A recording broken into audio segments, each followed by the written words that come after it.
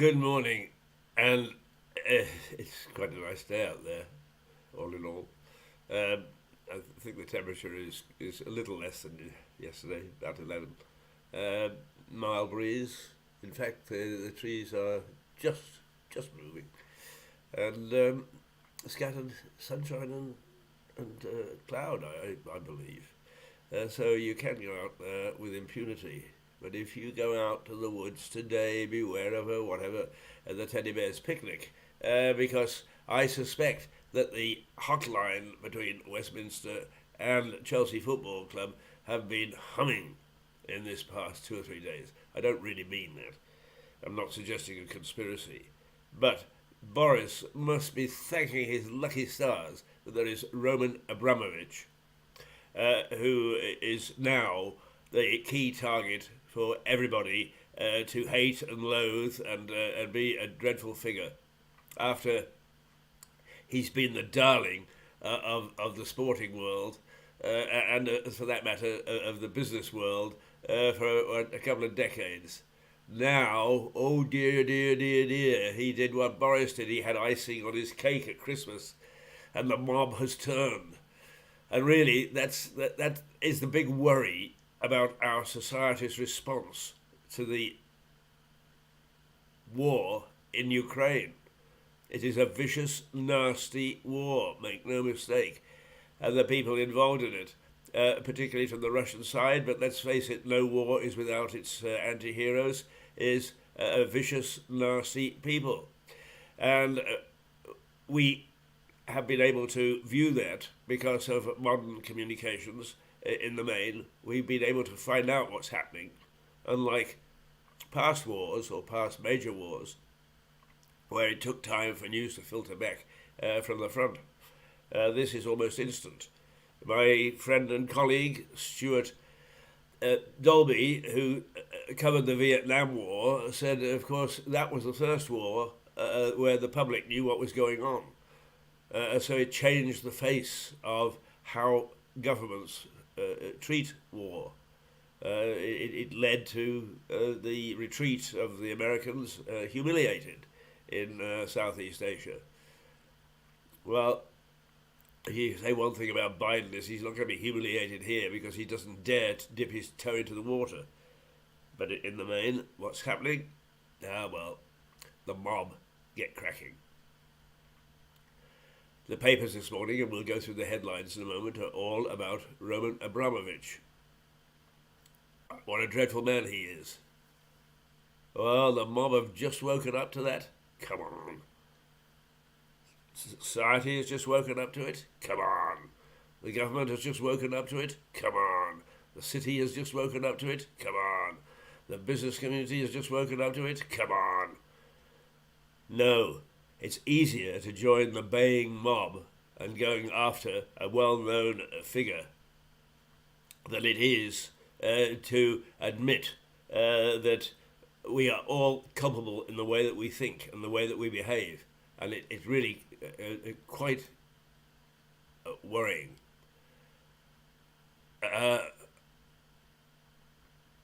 Mick Symes has come on this morning. It's a huge difference in comparison to, say, the Falklands, where the British military censored everything. Actually, he's quite right. But if you recall, Mick, that we actually had a star being born on television with I can't remember his name now. I think it was MacDonald, if I'm not mistaken. And with a straight face, he would report everything that was happening in the military. Look, the military, I think we would both agree, the military are going to try and keep things quiet now. But the military don't own all the satellites. Media own, at least share in a lot of them. Business and industry, who may not be quite as worried about the pictures that they beam back as the military. And I think there's a very, very careful line to be drawn here. You have been following, I'm talking about Mick Symes now, who is, to my way of thinking, a mirror of what Lewis is thinking about all sorts of things through his Facebook page, Lewis Present. He's also got a couple more, Lewis Pass and so on, which are delightful. But Lewis Present reflects the thinking, and he and I, we don't always agree. Let me make that plain. I see him as a worthy advocate. Adversary, sorry. But one of the things that we I think would agree on is that the military will always try to stop information. But we are now, particularly after the Vietnam War, but then, as you point out, the Falklands War, the government did as best job it could from hiding things. But a lot of the satellites we've got now weren't available then. And it really is an open area. And if, in fact, we wanted to, of course, we could zoom in on a corner in Kiev and see what the hell's going on. I'm amazed that that hasn't started to happen. Perhaps there is a censorship that is coming out of Westminster. It certainly seems to be coming out of the United States. They are being very, very cautious about how they tread into this war.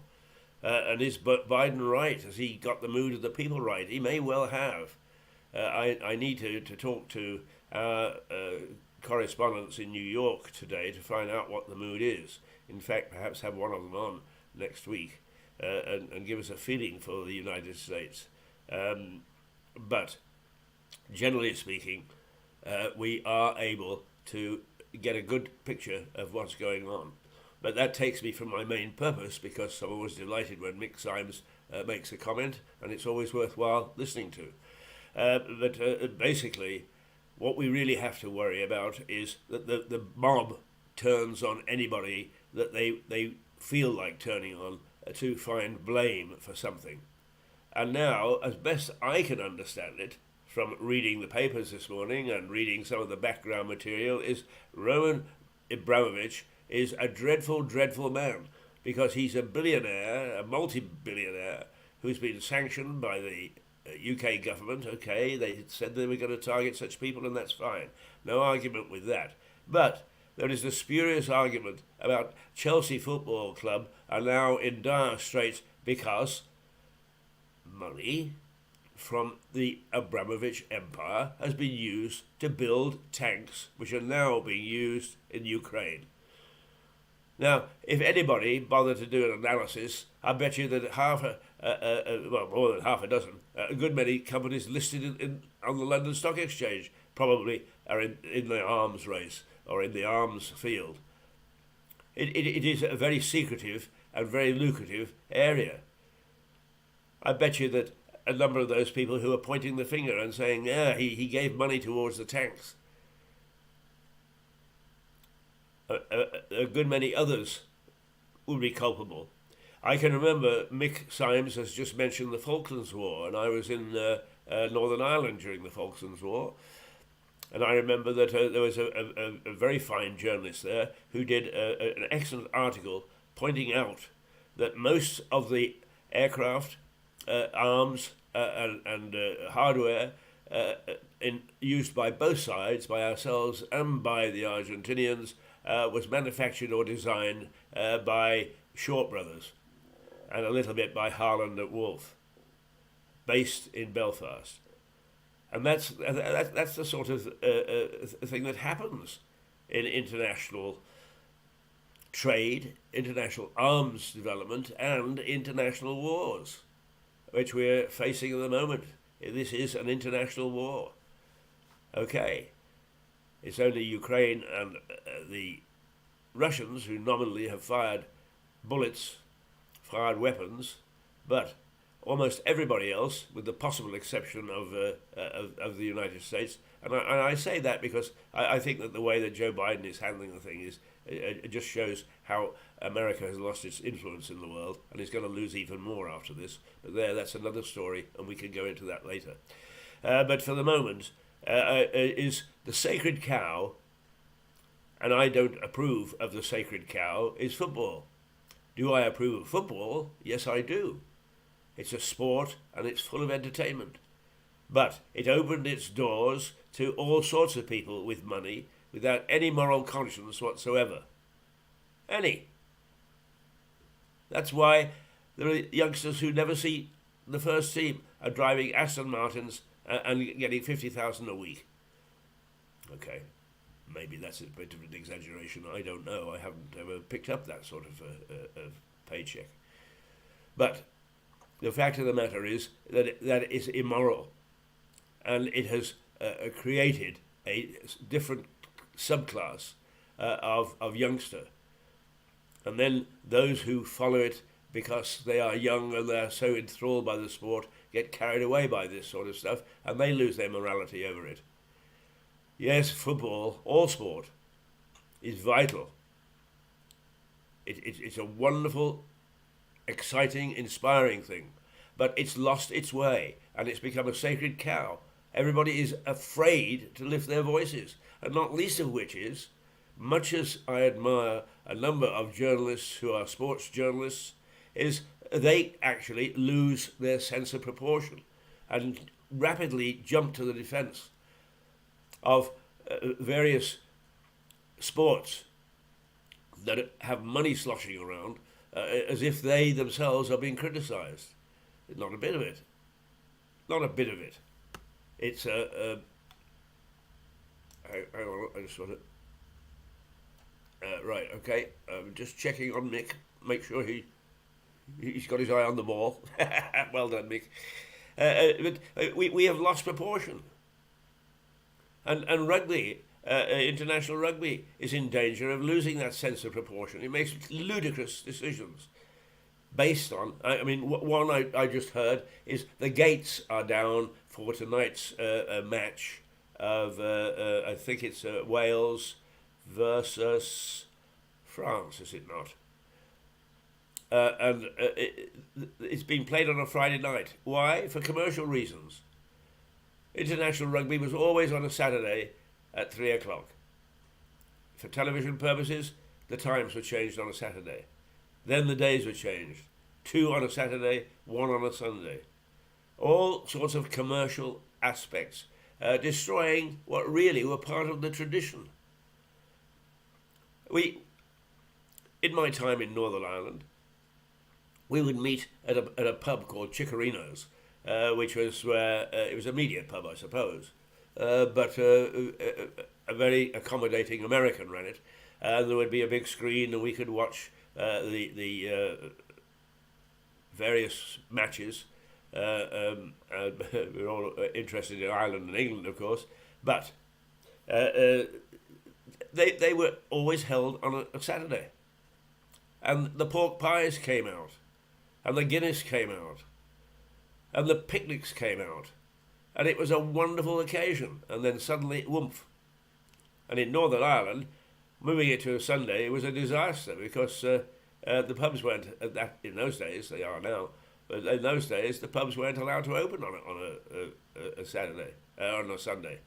The way you found out if a pub was serving was you went around and looked at the back, and if there were a couple of pints of Guinness on the shelf, it meant that was there for either the Gardaí, if you're in the south, or for the old RUC in the north. You have a sup, boys, and don't check on who's inside. That was wonderful folklore, wonderful. But sport has become such a sacred cow. It hides all sorts of things, and suddenly the mob have discovered, we think, that Abramovich's money is building tanks. Well, I wonder how much other work. Don't misunderstand. I am not defending Putin. I'm not defending Russia. I'm not defending Abramovich or any other players in this particular conflict. That is not my thought, that is not my purpose, that is not my conviction. But what I am concerned about is our behaviour as a nation, as a society, and for that matter, in many other places, the global society, is how we react to given things. And basically, I can't understand how people with the moral conscience can say stop fox hunting and then join the pack, join the hounds, going after Boris for all sorts of odd things, going after Abramovich, going after Macron going after all sorts of people. I do it, but I'm not part of the pack. The things that I'm saying this morning will not find favour with most of the people who are busy. I'm not part of that pack. I upset them as much as I upset anybody else. But I just wish that as a nation we could get back to some sense of proportion and justice. Let's just see what the newspapers are saying. The Eye, blood on their hands, and a very smug Abramovich on the front page. Yes, oh dear, all his millions have been sanctioned. Okay, that's fair enough. That is policy. Blood on their hands, it says. What it means is Abramovich, with all his millions, made some of them by making tanks. Wowee! Is he the only one? No, sir. And if somebody would bother to do an investigation, which we don't get from major newspapers now anymore, it's too expensive. Right, enough said there. Sport and even media is becoming a sacred cow now. That's why every day that I walk out of this building after doing one of these rants, I take a peek outside in case some thug has been hired to break my bloody nose for some of the things that I say. I'm not important enough. But I would like to think that somewhere somebody listens to me and passes things on. I met a gentleman yesterday. Well, I'll tell you where I met him. I'd never met him before. I knew in the Royal Oak, and he was introduced to me. And a very pleasant man he was, and we had a chat about various things along with another companion. And he said, "Oh, I've watched your television and so on." I had no idea, absolutely no idea. But he was rather, what shall I say? He supported the fact that we tried to be an independent voice, but not a lot of people do. You know, it's the same as, for instance, my favourite example is the Daily Mail. It is considered in the news industry by other editors and by journalists to be a very good newspaper. Now, when you hear the chattering classes go on, you would think that it actually just spewed out lie after lie after lie. But what they're doing is they are saying, oh, our political viewpoint does not jibe with this newspaper, so it's a bad newspaper. That's just how stupid the arguments are. It's not a bad newspaper. It just doesn't support their beliefs, and that's fair enough. I'm not trying to change their beliefs. Have your beliefs. Espouse them, but don't go and do silly things like sort of saying that the Messenger isn't up to snuff, when in fact you haven't got the courage of your convictions and go out and fight what it has to say or how it says it. You just go snip, snip, snip, snip, snip, snip, and that is being exacerbated throughout our society.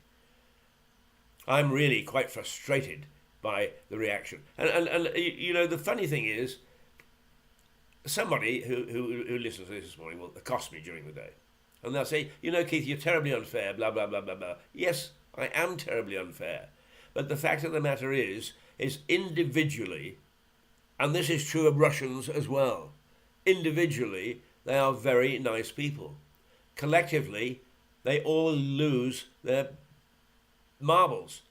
They behave in a silly and often a barbaric, to quote a newspaper headline, a barbaric way. And so do we. We all do. And it's time that we stop behaving like lemmings and just follow the crowd. Football, because of Abramovich, has come to the fore this morning, so that I can have a go at it the way that I have, much to the chagrin of those people who see that as an attack on the sport. Nothing of the sort. It's an attack on its structure. Oh, okay, the Times. Blood on his hands. Oh, dear. There's the Thunderer saying all this mayhem, and it shows explosions in Kiev and so on. All this mayhem, it's all down to Abramovich. Aren't we lucky? Isn't Boris lucky? We've taken our eye off the bloody icing cake, or ice cake, and now we've got somebody else who owns a football club and trying to sell it and by being sanctioned by the British government. Is the club now is in parlous state. Apparently it's even stopped selling tickets for its matches. The removal of this man's millions and billions from this club are having great repercussions almost immediately. Actually, I can't say I'm sorry. And I just hope that perhaps what it is a domino effect, and that football gets back to some sort of sensibility. It won't, because FIFA, the world body, is as corrupt as any in the world. So blaming Abramovich or Chelsea or the British system or whatever is a sheer waste of time, because unless you attack the people at the top, based in Switzerland, a safe haven, Switzerland, based in Switzerland, you really don't have a chance of getting anywhere near to the truth. Anywhere near. The Metro, blood on his hands, they say as well, with a picture of a smug-looking Abramovich. Well, I'll tell you something, Abramovich can well afford to feel smug, because he has done some interesting things with his billions, things that we all approved of. Hooray! Hooray! From Roman. Well done, Roman. I have never met the man, but amongst my Russian friends, I have some who are very wealthy. Thank you. And I was staying with them on one occasion, and the phone rang, and my host, my friend, answered the phone and put it down, and he looked at my colleague, who knew him better than I did, and there was just a little nod. And later my colleague said, yes, when he said, thanks, Roman, he'd been talking to Abramovich. That's the closest I've ever come to the man.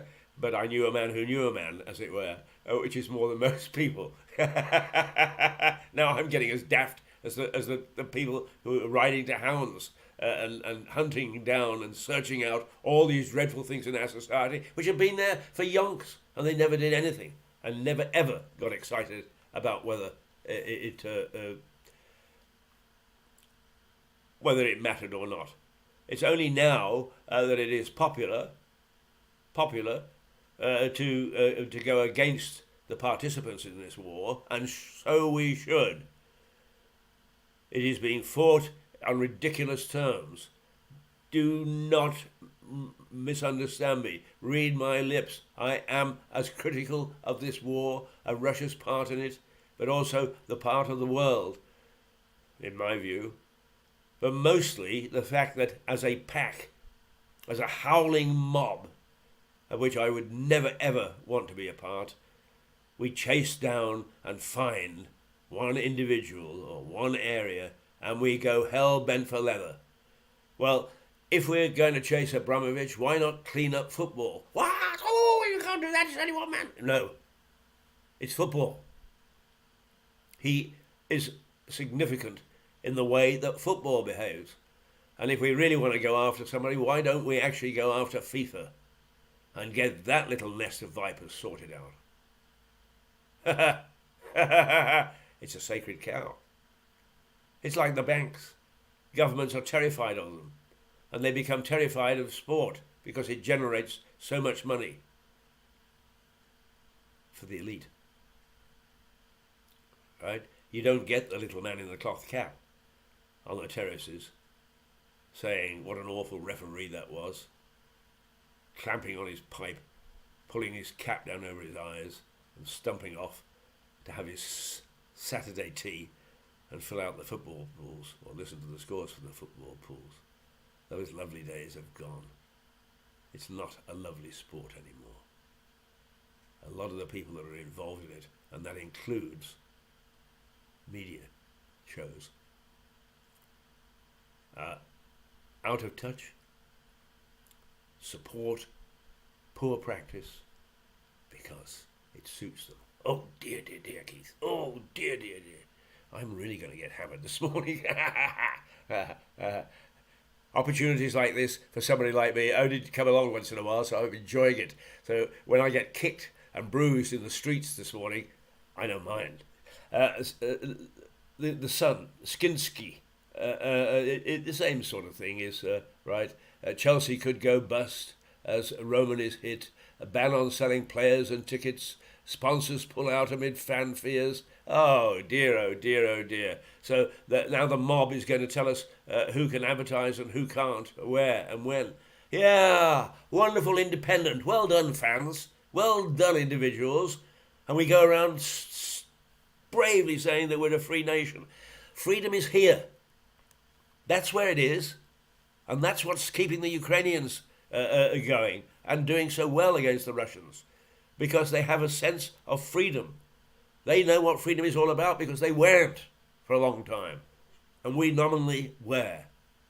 So we've gone to sleep at the switch. As I say, we are fat and sassy. How many? 26 minutes I've been going on, but not many people are left listening to me.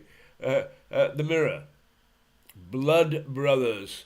Oh, there's Putin and there's Abramovich. He's a Russian businessman, for God's sake.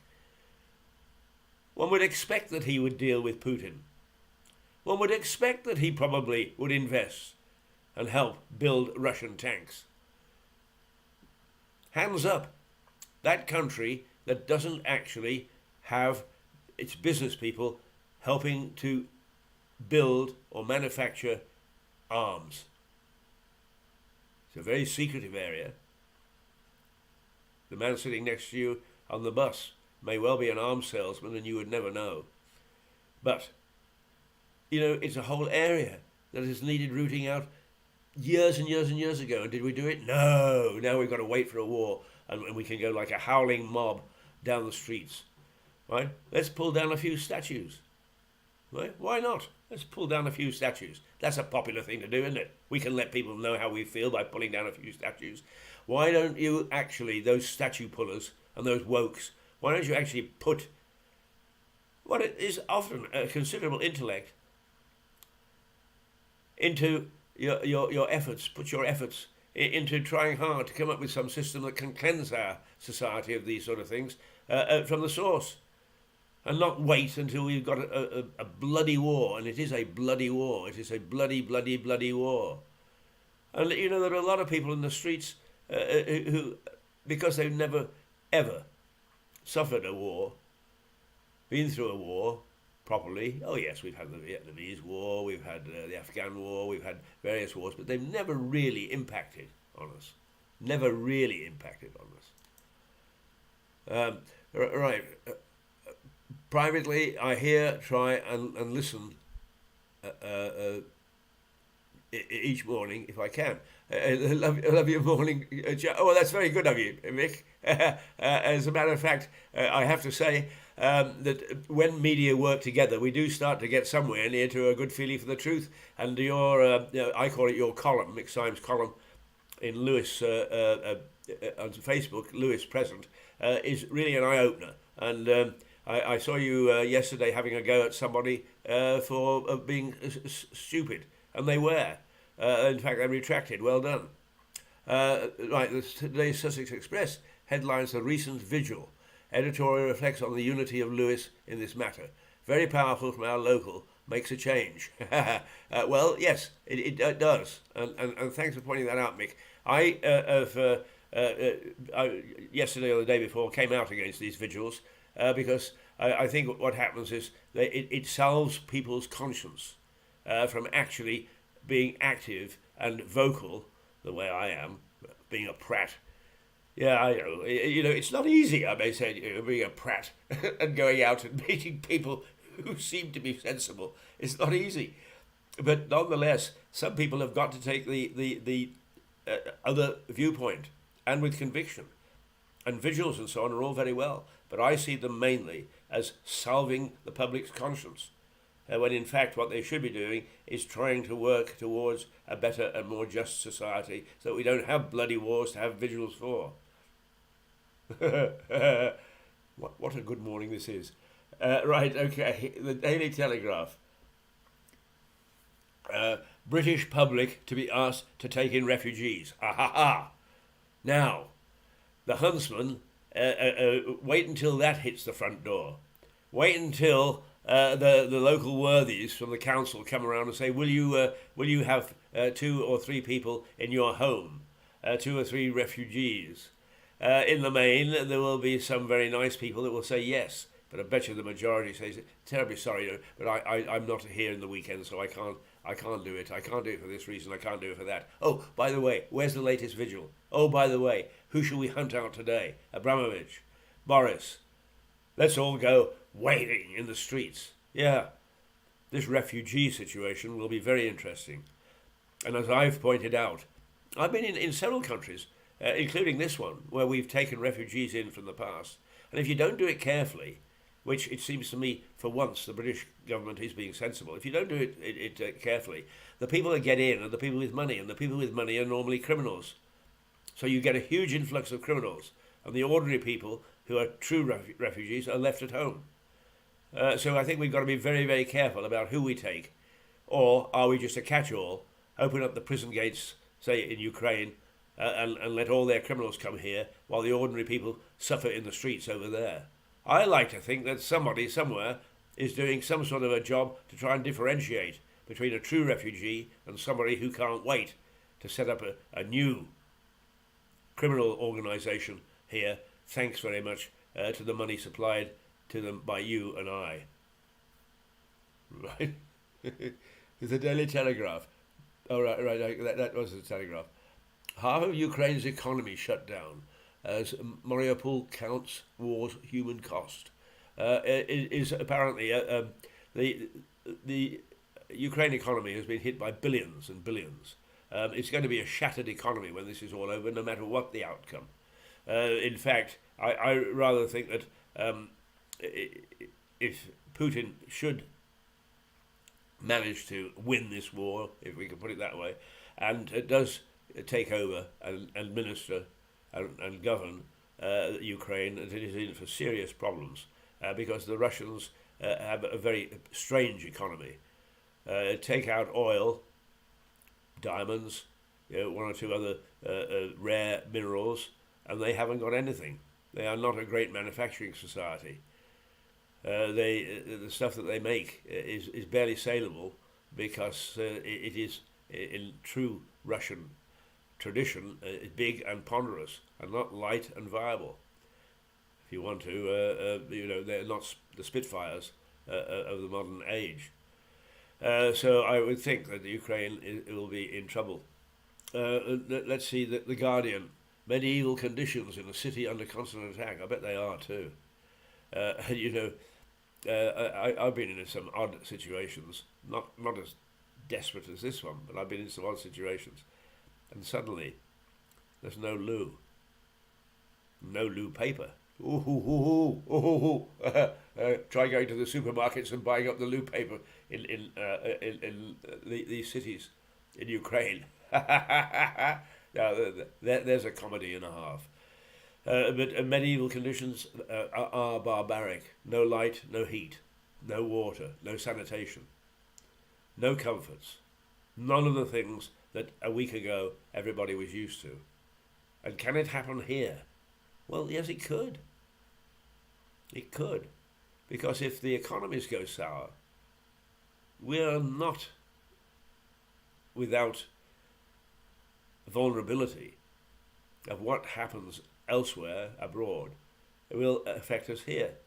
And that is why globalization as such has been disgraced or discredited recently and not abandoned by a number of big organizations. There's one major bank here who believes in globalization, and we are actually governed from this bank, which is supposedly a British bank, and which, I may say, called on British taxpayers' funds to help it out of a hole internationally, is actually run by somebody in the United States. Not owned by people in the United States, but it's run by it, because it's globalization, you see. You have one man in charge for everything. All right, the Daily Mail. Europe's biggest refugee crisis since the war. That I can well believe. And how we handle it is going to be key to our prosperity, our sanity. For that matter, whether we are going to be civilized people or whether we're going to give in to this mob rule and race after everybody who puts a foot wrong on the basis that we really, really do not want to be held responsible for what's going on. So we, along with the politicians, find something to divert people's focus away from what we really should be looking at. Anyway, I'll keep on saying that, but perhaps you get the message of where I'm coming from. Daily Express: Putin takes revenge on the West. Indeed, this is where the Express, which is always a government, or tends to be a government supporting paper, when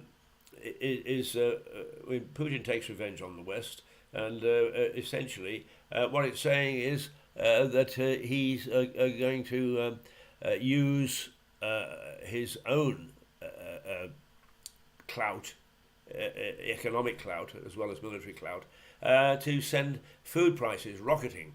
He can do that, and I've said sanctions is all very well, loved by people who don't like to think of fighting, but they often, more often than not actually, rebound on the people that are imposing the sanctions rather than the people that are aimed at trying to hurt.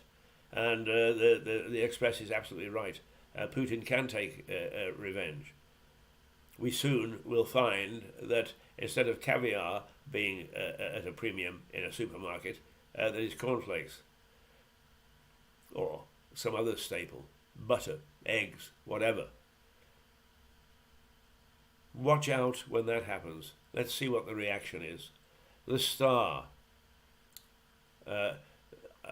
I've checked the bank's balance and we can either fill the car with petrol or buy Chelsea. What it's warning is the Star, and it's something that hasn't been mentioned. I haven't mentioned it because I don't drive anymore. Rarely drive anyway. I can, but I don't own a car anymore. It's an encumbrance. You've got to look after a car like a bloody dog now. When you're not driving it, is how do you look after it? But anyway, another story again, and we can talk about that one morning. But what it's saying is the cost of petrol is zooming, absolutely zooming. And soon the price tag on buying Chelsea is going to match the price of a litre of petrol.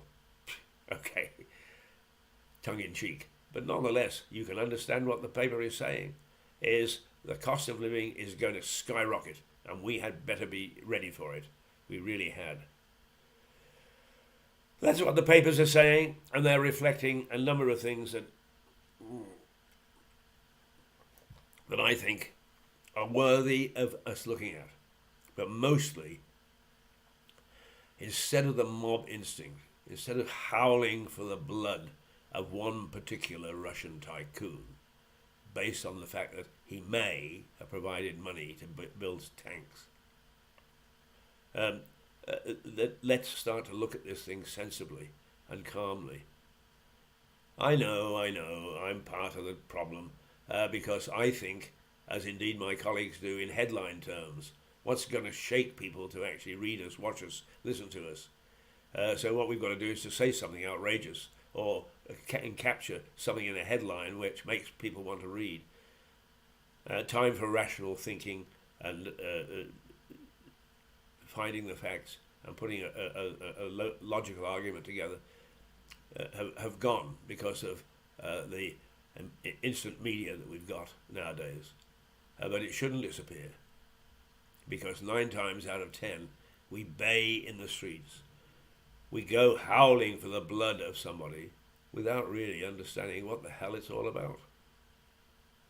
And if we can't do it, and actually the average citizen, I suppose, would neither have the resources, the time, and would not put the effort into trying to understand. But surely those analysts will find a way of capturing the information sector, radio, television, newspapers, the web, etc., to put before us all reasoned, logical arguments. Oh yeah, I know, you can go on the web at the moment and you can find all sorts. And the number of pages is, you get some girl with showing her tits and she'll get 500,000 hits. And you get some guy trying to explain to us what the hell's going on in Ukraine, and you get half a dozen. I know. Where does it start? Perhaps it should start in the schools, in the colleges? I don't know. All I do know is we've got a serious problem. Woo! Woo! Not a very good baying act. But I think I'll go out in the streets this morning, and I'll go and yell and scream about Abramovich on the high street in Lewis. And perhaps a few people will applaud me, even though they think I'm mad. Well, don't, because it will show that I've abandoned rational thought. As if any of my thought is rational, but at least I'm able to make a plea, a public plea is, think it through before you go and crucify somebody. What was it? 2,000 or so years ago. That's exactly what happened. And we've lost that principle. Have a good weekend. Rugby tonight. Not a very popular change. Rugby tomorrow, and I think Sunday as well. What a weekend if you're a rugby fan. If you're a football fan, you'll wonder what the hell's happening to your sport. But perhaps you should have wondered quite some time ago. Doodle bip. Ta-ra, ta-ra, ta-ra. Yes. Goodbye.